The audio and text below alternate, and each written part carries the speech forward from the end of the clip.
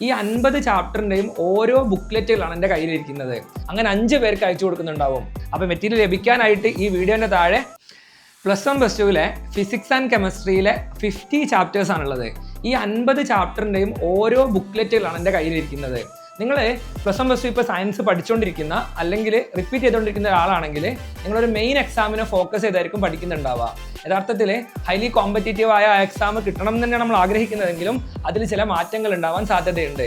അപ്പോൾ നമുക്ക് ഈ ഫൗണ്ടേഷൻ വെച്ച് അപ്പിയർ ചെയ്യാവുന്ന മറ്റ് എക്സാമുകൾ ഏതൊക്കെയാണ് എന്നറിയുന്നത് വളരെ നല്ലതാണ്. അപ്പോൾ നമ്മൾ പഠിച്ച ചാപ്റ്ററുകളിൽ നിന്ന് എന്തൊക്കെയാണ് JEE നീറ്റ് അല്ലാത്ത AIISH, നിംഹാൻസ്, അതുപോലെ BITSAT, SRM JEE, IISER aptitude test, NEST തുടങ്ങിയ പരീക്ഷകൾക്കൊക്കെ ചോദിച്ചിരിക്കുന്നത് എന്ന് നിങ്ങൾക്ക് വൃത്തിയായി മനസ്സിലാക്കാനുള്ള ഓരോ ചാപ്റ്ററിന്റെയും 50 ബുക്ക്ലെറ്റുകളാണിത്.